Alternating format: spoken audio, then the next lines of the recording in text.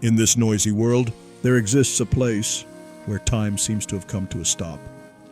In a small ancient hall of Dao Pagoda, nestled quietly in Thuong Tin District, Hanoi, there sits a man, still, silent, as if immersed in an endless meditation. This man passed away in the 17th century, and yet his body remains perfectly intact, unaffected by time. We live in a world where everything changes. No matter how strong, no matter how healthy, the human body will always follow the cycle of birth, aging, illness, and death. That is nature's law. But sometimes, between the rise and fall of life, there are stories that slip beyond ordinary understanding. The story of the incorruptible body is one of those mysteries. It is not just about a physical body. It is a doorway to deeper questions about life, about death, about letting go, and about what truly remains when everything else has faded. His name is Venerable Vũ Khắc Minh. Perhaps you've never heard of him. He is not a monk famous for public teachings. He did not leave behind books or great monuments. He did not build large temples or lead grand ceremonies. He simply lived, quietly, in one corner of Dao Pagoda, where the morning bell still echoes through mist, where thin trails of incense still rise gently in the pale dawn light. He is still there, sitting, unmoving, through centuries. This is what people call an incorruptible body. Not a wax figure, not a replica, but his very own body, preserved naturally, still seated in meditation, hands forming a mudra, eyes softly closed, as if he had just entered deep samadhi. Many people wonder, why didn't his body decay like everyone else's? Is this a miracle, or is it the result of a lifetime of pure disciplined practice? Some people come to see him hoping to unlock the mystery. Some just come to stand silently before him, as if looking into a mirror reflecting their own minds. Centuries have passed. Dynasties have risen and fallen. Generations have come and gone. But he is still there, unmoved. No one knows exactly what happened in his final moment. But according to inscriptions at Dao Pagoda, Venerable Vũ Khắc Minh passed away right there, in meditation posture. His body has been preserved in the same position ever since. Visitors to Dao Pagoda often find themselves standing in front of him, asking silently, is he asleep? Or is he meditating in a realm beyond what ordinary eyes can see? Some fold their hands quietly. Some hold their breath, afraid to disturb the stillness. Some walk away, carrying with them a question larger than life itself. What is it truly to live? What is it truly to die? And what remains when everything else is gone? Among the people, there are stories passed down from generation to generation. They say that after his passing, his body continued to beat the wooden bell, chanting sutras for 100 days straight before finally falling silent. This is folklore. It is not recorded in historical texts. There is no written proof, but it is still part of the collective memory. A piece of gentle mythology woven into the heart of the Vietnamese people. Do we need to prove whether it really happened? Perhaps that is not the point. Some stories are not meant to be explained. They are meant to be heard and felt. Sometimes silence is the greatest answer. And perhaps Venerable Vũ Khắc Minh, sitting still in that ancient hall of Dao Pagoda, is offering such an answer. No words, no explanations, just presence, remaining quietly through the flow of time. As you step into this story, allow yourself to slow down. Don't rush to find conclusions. Let your mind soften. Let your breath follow the rhythm of these words. This is a journey of listening, a journey into stillness. In the next part, we will explore more deeply the life of this monk, how he lived, what he left behind, not in spoken teachings, but in the silent continuation of his presence.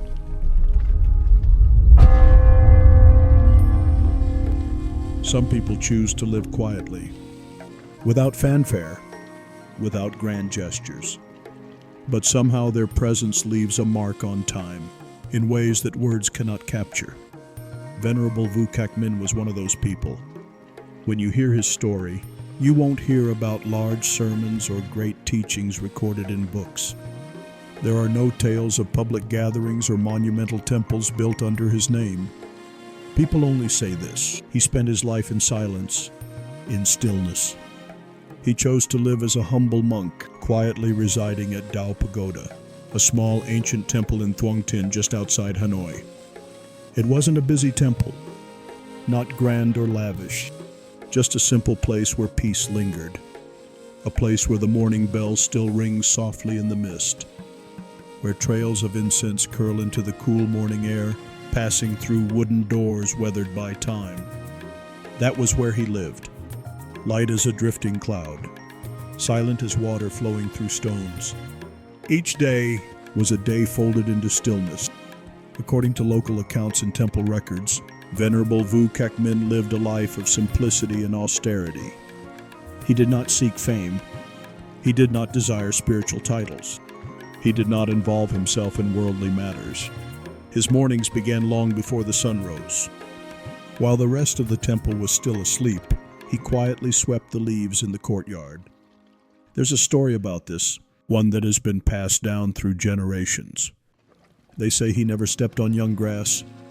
Each of his steps was soft, as though he feared hurting the earth beneath him. One day someone asked him, "Master, why do you walk so slowly? Why do you avoid the little blades of grass?" He smiled, his voice gentle like incense smoke drifting in the air. To walk slowly is to remember that you are walking. To avoid stepping on grass is to remember you are living alongside all beings. After sweeping the yard, he often sat in meditation under the temple eaves, where the first rays of sunlight touched his skin, not too bright, not too cold. The sound of a wooden bell echoed softly in the mist. No need for long speeches. No need for elaborate rituals. Just one breath in and one breath out, everything dissolving into emptiness. As for food, he kept to a strict monastic discipline. He ate only once a day, right at midday. That meal was simple: a small bowl of plain rice, a pinch of sesame salt, and water from the temple well. There was a time when the villagers brought him better food, out of kindness, hoping he would stay healthy. But he gently declined, saying softly, "This body is borrowed. If we feed it too much, we forget we're supposed to be feeding the mind." When I hear that, I can't help but pause for a moment. In our modern world, we keep searching for things to satisfy the body. But how often do we stop to ask, is my mind being nourished too? Venerable Minh did not establish his own school of practice. He never proclaimed himself enlightened. He just quietly followed the monastic code. People said he kept the full precepts of a monk, every day, every hour, without fail. No killing, no stealing, no false speech, no intoxicants, no indulgence in desire. Once someone asked him, "Master, why don't you leave the temple? Why not go out and preach to help save all beings?" He smiled again, his voice soft like wind brushing leaves. "If my own body and mind are not yet still, what is the point of preaching? When one keeps themselves at peace, the world will naturally follow." At first that might sound simple, but the more you live, the more you realize keeping your own mind still is the hardest thing of all. Day after day, he swept the courtyard, picking up fallen leaves. Not because there were too many leaves, but because sweeping the yard was also sweeping the mind, brushing away the dust in his thoughts, brushing away the wandering feelings that drift in when we're not paying attention. At night, when the rest of the temple slept, he continued to sit in meditation. No bright lights, only the moon through an old window, casting soft patterns onto the stone floor. Crickets sang in the distance. The wind slipped quietly through the door. Everything merged into breath. There's another story. This one too is part of local memory. One night during a heavy storm, thunder shook the sky. Lightning flashed again and again. People in the temple were frightened. But Venerable Min remained still. The next morning, when someone asked him how he could sit so calmly, he simply said, "Thunder and lightning belong to the sky. Stillness or restlessness belong to me." When I hear that story, I feel my own heart soften. In this world of constant change, how many of us can truly sit still without being shaken by what's outside? How many of us dare to stay quiet when the world feels like a storm? Venerable Vũ Khắc Minh spent his life teaching without teaching. He left no books, no written doctrines, no disciples to spread his name. But his way of living, his breath, his footsteps were lessons in themselves. Sometimes the deepest teaching doesn't come from words. It comes from presence, from someone simply being there, like clouds drifting across the sky, like water flowing past stones, not seeking to be remembered, not wanting to be praised, just living. I think about that, especially now, when the world seems to move faster and faster. We have forgotten how to live slowly. We've forgotten how to sit still. We've forgotten how to take a deep breath without worrying about what's next. But the monk chose differently.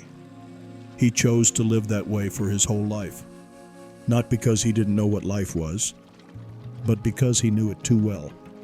And then, one day, when he knew his time had come, he chose to leave this world in the same way he had lived it, quietly. No noise, no trouble, no clinging. That moment is something we will step into together in the next part of this story. There comes a time in every life when the circle quietly closes. For Venerable Vũ Khắc Minh, that moment was not a surprise. It wasn't a tragedy. It wasn't something to resist. It was just part of the path, like the last leaf that gently falls to the ground, like the final drop of dew dissolving into morning air. No one remembers exactly what day it was. Only that on a calm morning, he called his disciples to gather. It wasn't to teach a new lesson. It wasn't to give a final sermon. It was simply to speak about his departure. He looked at each of them, one by one, his eyes still warm, his voice soft, like wind passing over still water. And then very quietly, he spoke. "When I enter meditation," he said, "I will sound the wooden bell myself. When the bell stops, that will be the moment I leave this life." No one interrupted. They just listened, breathing softly, holding space. Venerable Min continued, "After that, do not open the door right away. Let me remain in the meditation hall for 100 days. On the 100th day, open the door. If you find that my body has decayed, if there is a smell, if it has returned to the ordinary state of the body after death, then bury me. Bury me like any other person." Without thinking further, he paused for a moment. Let the silence settle. Then his voice came again, even softer this time, but still as clear as water flowing over stones. "If after 100 days you open the door and there is no smell, or if there is a subtle fragrance, then you may cover me with lacquer and keep me here, not to worship me, not to make me into something beyond human, but simply to remember the path I have walked." That was all he said. No grand declarations. No wish to be remembered as a miracle. Just a person preparing to step through the final doorway and asking his disciples to let nature decide. After saying this, he stood up quietly and walked into the meditation room. He closed the door behind him. He sat down, legs folded in the lotus posture, hands resting gently together, fingers forming the mudra of stillness. His eyes closed softly, like petals folding into the night. A moment passed, and then came the sound of the wooden bell. Soft, steady. Tok, tok, tok. The rhythm was slow, calm, like a breath. And then the bell stopped. just as he had said. That moment, the disciples outside understood. Their master had left. No one rushed. No one cried out. There was no ceremony, only silence. They did not open the door. They remembered his words. 100 days, no more, no less. And so began the 100 days of waiting. But this waiting was not just about preserving a body. It was about preserving the mind. Each day, the disciples gathered to chant sutras, not to call for miracles, not to beg for something extraordinary. They simply chanted to keep their hearts still, to keep their minds clear. They did not pray for their teacher to become a saint. They did not hope for his body to transform into something divine. They just followed his instructions. They practiced non-attachment. They kept the monastery quiet, as their master had requested. They took turns caring for the space outside his room, sweeping the courtyard, lighting incense, changing the water, keeping the surroundings clean and peaceful, as if he were still sitting there just beyond the door. They kept the precepts, avoided idle talk, avoided distraction, not because of rules, but because of respect, because of love. They waited. But it wasn't the kind of waiting that hopes for something strange to happen. It was the kind of waiting that teaches you to let go, to let life and death be what they are. 100 days to face the reality of impermanence, to not cling to hope, to not fear the unknown, just to sit with what is. They knew if they opened the door and found their master's body decayed, they would bury him, gently, without hesitation, without regret. If the body remained intact, they would keep it, not to create a relic, but to remember the path of purity that their teacher had walked. Each day passed like this, chanting, keeping silence, caring for the temple grounds, holding their own minds still. And then the 100th day came. That morning, the air in the temple felt even quieter than usual. The disciples gathered at the door. No one spoke. They folded their hands, closed their eyes for a moment, and recalled every word their master had said. Then softly, they pushed the door open. Inside, the space was still. Their teacher was still sitting there. The same meditation posture, eyes softly closed, hands resting in the mudra of peace. His face, calm, serene, exactly as they had seen him 100 days before. There was no smell of decay, no sign of rot. Some of the disciples said they noticed a gentle fragrance in the air, like fresh leaves after rain. They remembered his words, and they did as he had asked. They covered his body with lacquer, and they kept it just as he had told them to. Not to turn him into a symbol of worship, but as a reminder of what it means to live in purity, to live simply, to leave gently, and to let go completely. To this day, his body remains at Dao Pagoda, seated, still, like a small mountain in the middle of life's river. No words are needed. No miracles are proclaimed. Just presence. People come to see him. They stand quietly. Some whisper to each other, "It feels like he's still here." And perhaps, in some way, he is. Not because of magic, but because when someone lives so fully and leaves so fully, their presence doesn't disappear. It lingers. 100 days. Not to wait for a miracle, but to practice letting go. To learn not to grasp, not to cling, to face life and death with steady hands. This was the lesson he left behind, not through words, but through the way he lived and the way he departed. And perhaps that lesson is still unfolding now.